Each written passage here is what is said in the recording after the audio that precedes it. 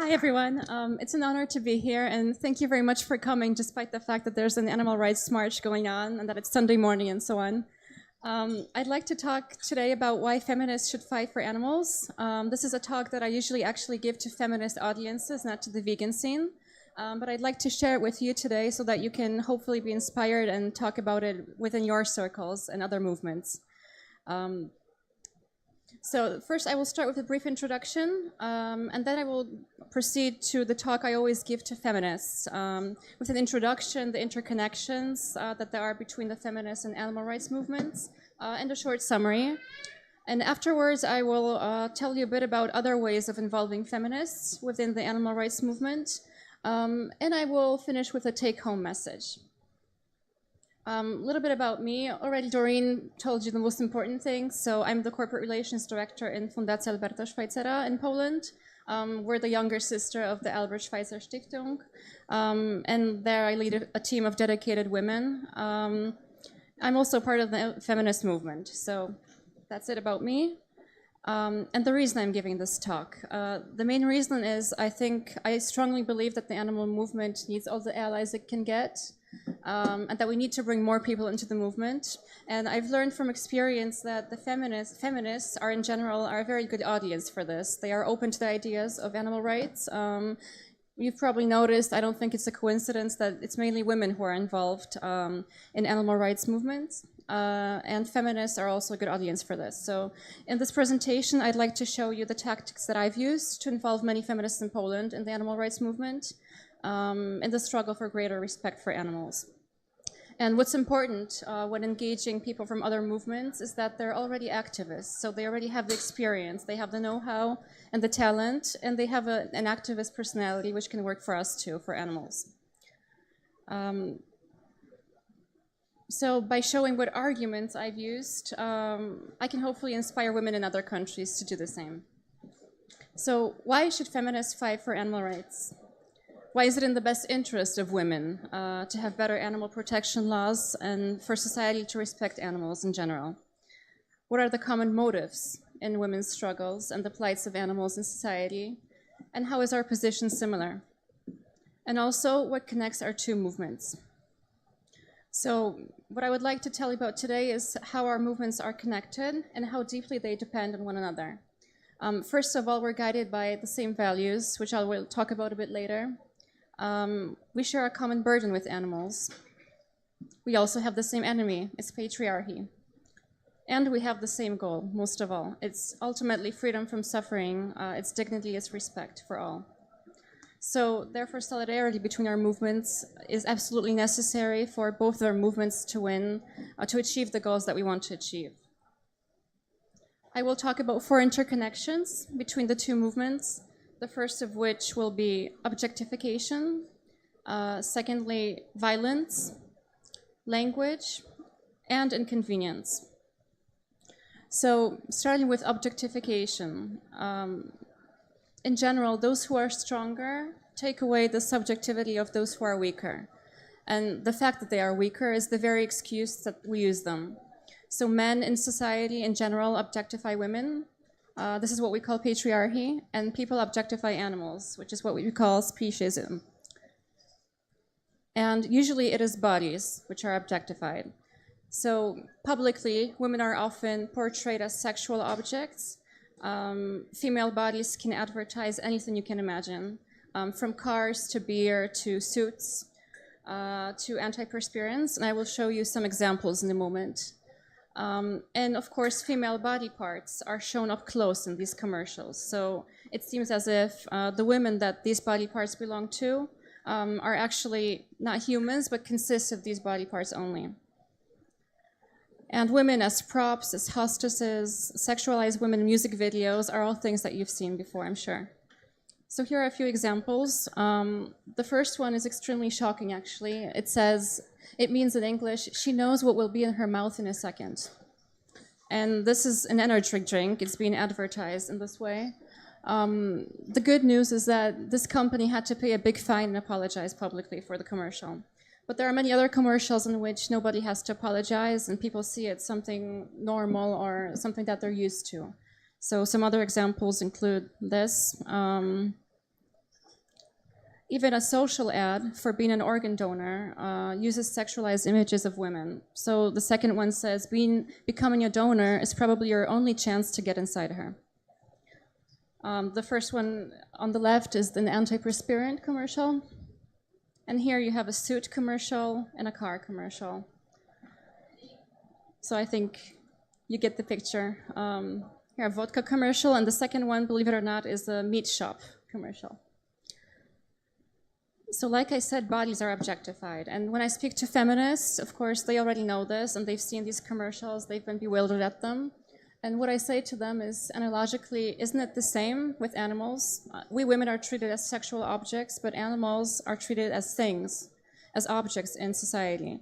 And they can be consumed, they can be used for clothing, for anything you can imagine also, for entertainment, in painful experiments.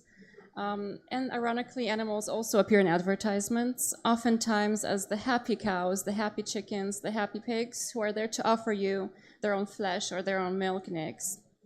And I will show you a few examples of this in a moment. So in general, both women and animals live in systems of violence in which their bodies serve somebody else. And in order to, if we allow any group or species to be objectified, we agree to the process itself, of objectification itself. So even if this goes away for women one day, if we agree for it to continue for animals, it will surely come back and touch other groups as well, perhaps again women.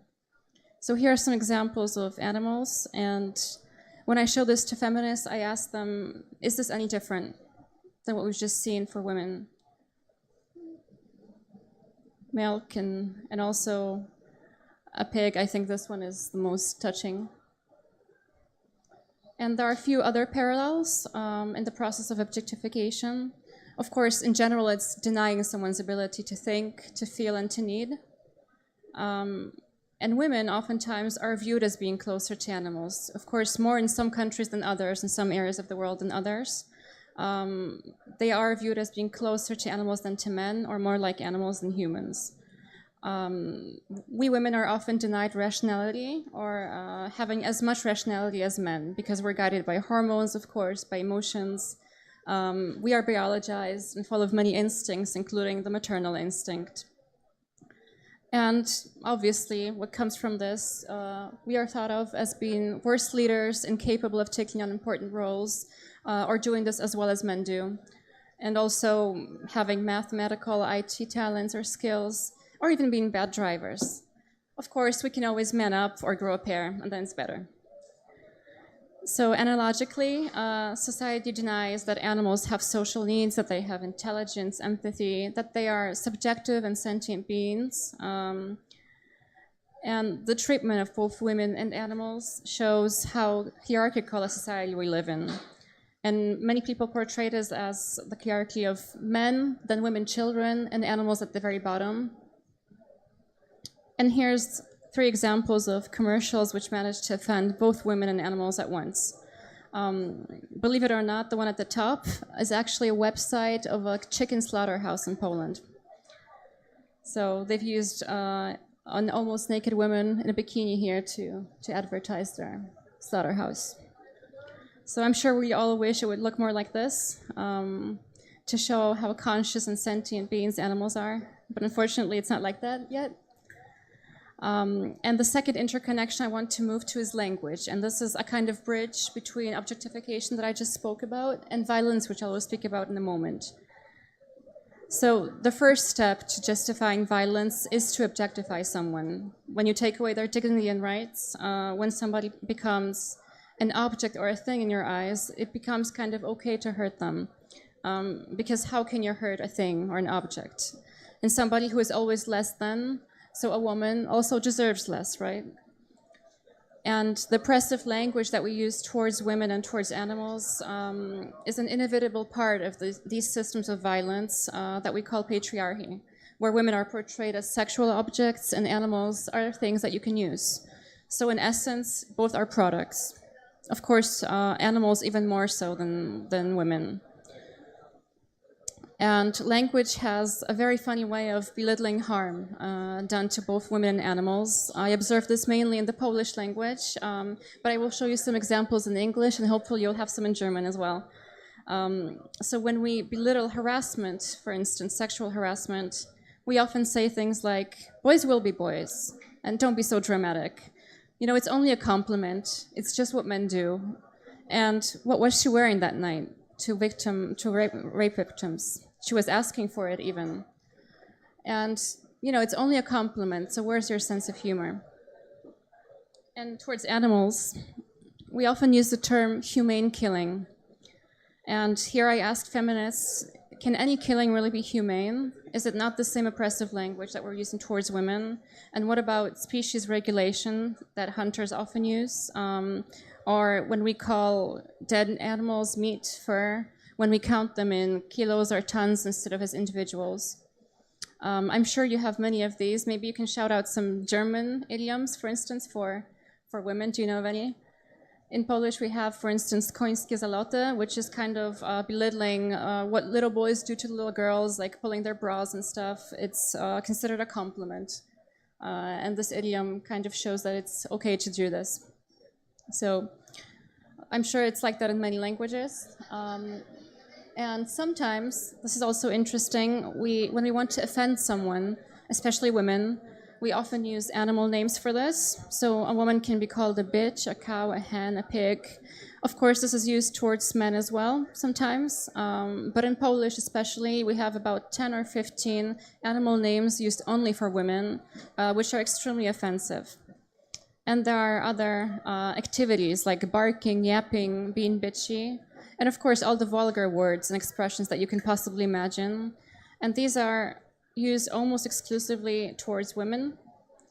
And the big question is, why are animal qualities offensive in the first place? Kind of like feminine ones are. Like I said, in Poland, we have tons and tons of animal names which are offensive to women.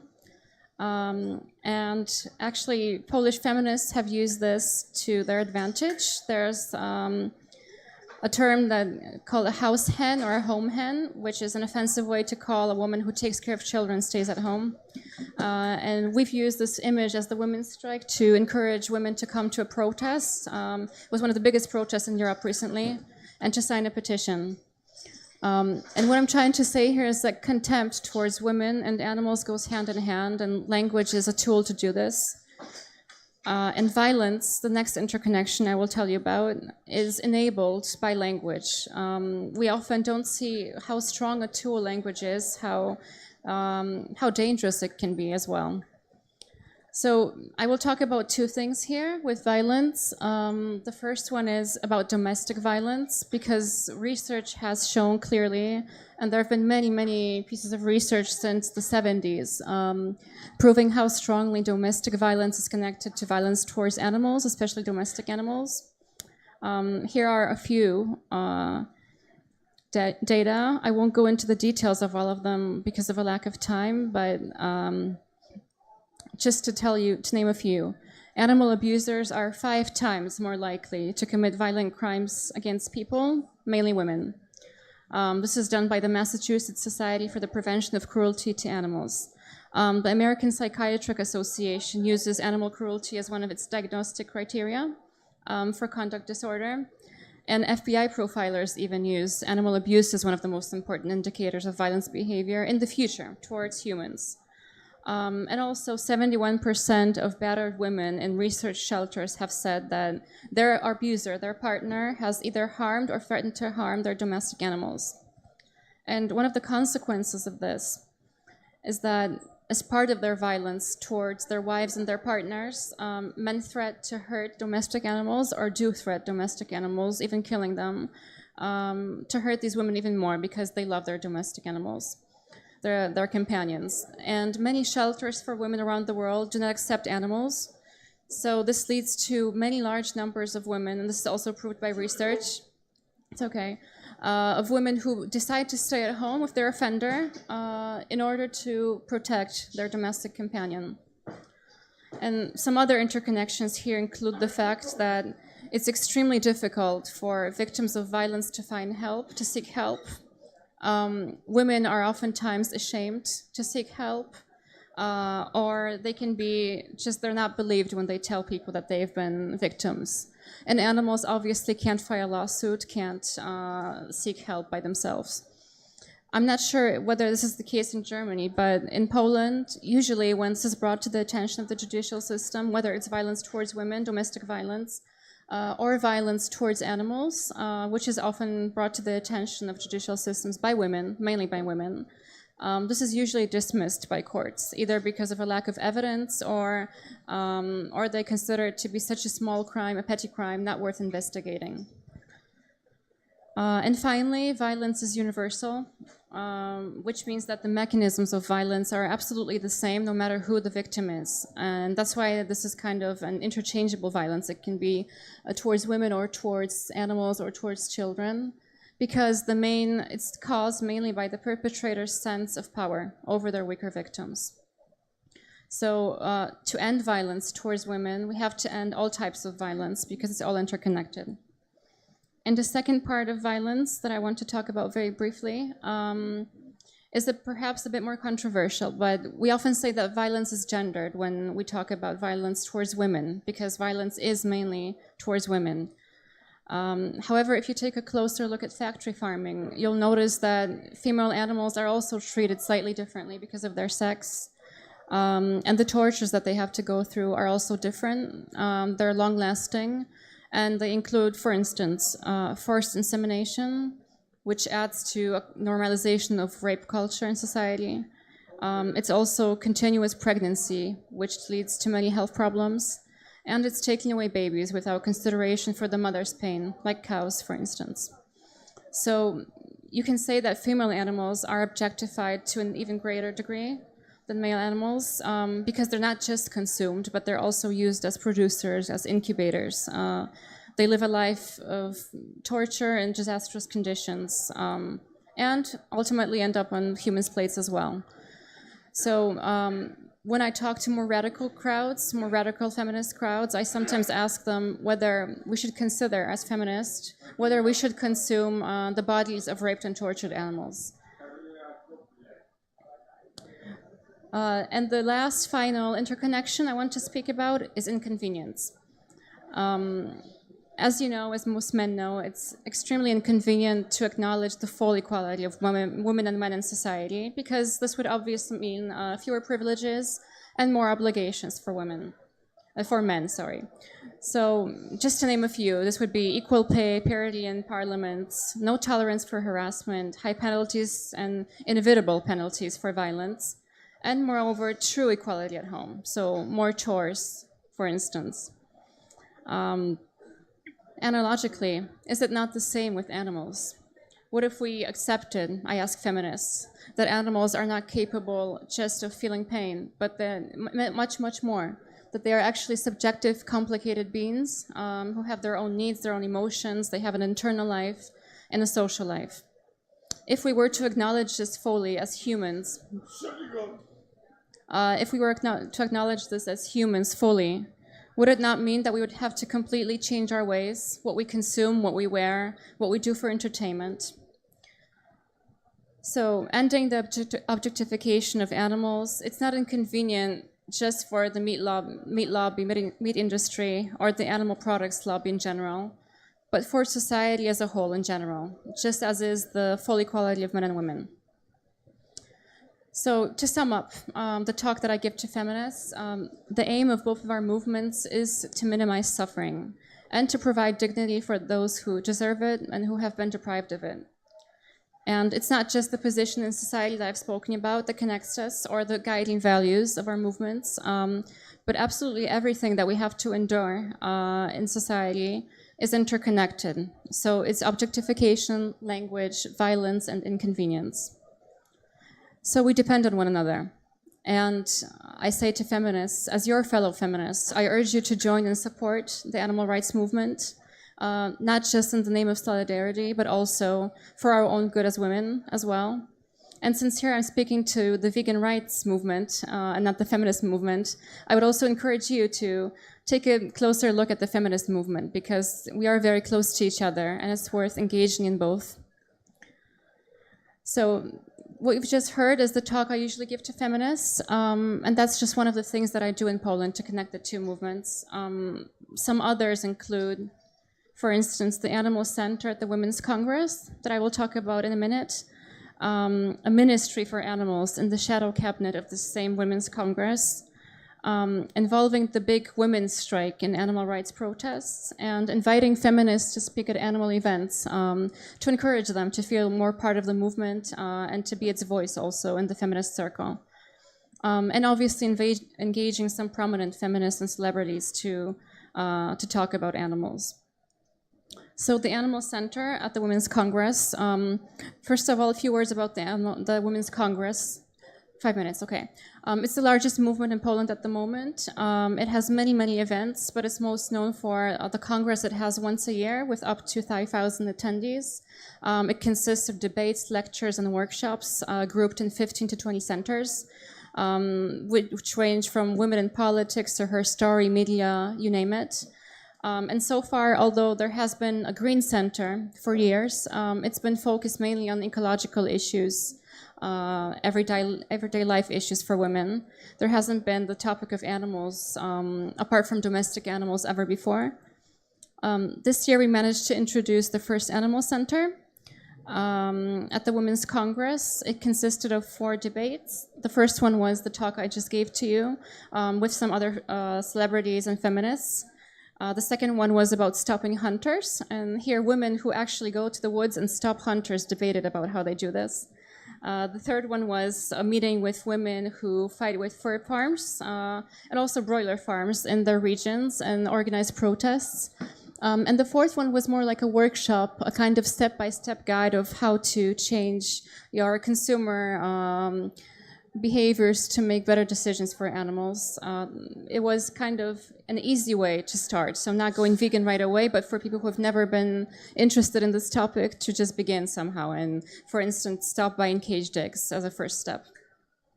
And we were at first a bit scared because there were only 5 people in the audience during the first 5 minutes. No, the first 2 minutes. So we started a bit later, and then the crowd started pouring in completely, unexpectedly, and they didn't fit in the room. So it turned out that really feminists were deeply interested in this topic, and it was a great success, it exceeded our expectations. And it was one of the largest audiences of all the centers that year. So that kind of shows that feminists really care about animals and want to know more. And it will continue for the years to come. We don't have much time yet, so I had some lessons learned and best practices here. I won't talk about them now, but if you're interested, we can talk after this speech in the tent next door. I can tell you about, if you want to do this in your countries, some of the things I've learned, some of the mistakes I've made that I'd like to share with you. And my very quick take-home message is that if you're a fellow feminist and an animal lover, use these arguments I've presented in your countries, in your feminist circle, to convince more people, because we really need all the allies we can get in the animal movement. And this same goes for other movements. If you're involved in any human rights movements or LGBTI movements or any place where you can see similarities and common goals, use this to involve people.